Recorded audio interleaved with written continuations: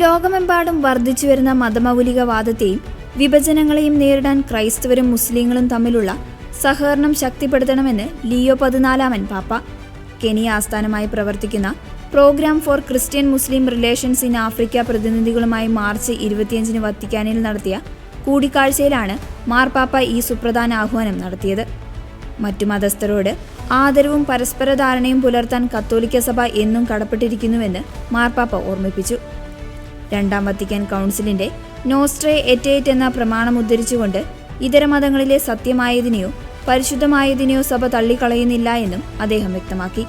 ഐക്യത്തിലേക്കും കൂട്ടായ്മയിലേക്കും ക്രൈസ്തവരും സന്മനസ്സുള്ളവരും നടത്തുന്ന ഓരോ യഥാർത്ഥ ചുവടുവെപ്പും പരിശുദ്ധാത്മാവിന്റെ പ്രവർത്തനമാണ്. ഇതിനായി ഹൃദയങ്ങൾ തുറന്നുവെക്കുവാനും പരസ്പരം സഹോദരങ്ങളായി സ്വീകരിക്കുവാനും നമുക്ക് സാധിക്കണമെന്ന് മാർപ്പാപ്പ പറഞ്ഞു. സംഘർഷങ്ങൾ വർദ്ധിക്കുന്ന ഇന്നത്തെ ലോകത്ത് മതപരമായ വ്യത്യാസങ്ങൾക്കിടയിലും സമാധാനത്തോടെ ഒന്നിച്ച് പ്രവർത്തിക്കാൻ സാധിക്കുമെന്ന് ക്രൈസ്തവരും മുസ്ലിങ്ങളും തങ്ങളുടെ സഹകരണത്തിലൂടെ ലോകത്തിന് കാണിച്ചു തരണം.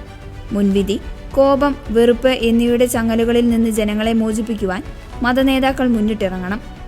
അനീതിക്കും അക്രമത്തിനുമെതിരെ ശബ്ദമുയർത്തുന്നവരും വിഭജനങ്ങൾ ഇല്ലാതാക്കി സമാധാനം പ്രഘോഷിക്കുന്നവരുമായ ഈ കാലഘട്ടത്തിന്റെ പ്രവാചകരാകാൻ പാപ്പ വിശ്വാസികളെ ക്ഷണിച്ചു. സൗഹൃദം വളർത്തുന്നതിനും നീതിയും പ്രത്യാശയും ഉറപ്പാക്കുന്നതിനും ഇത്തരം അന്തർമത സംവാദങ്ങൾ അത്യന്താപേക്ഷിതമാണെന്ന് മാർപ്പാപ്പ ഓർമ്മപ്പെടുത്തി.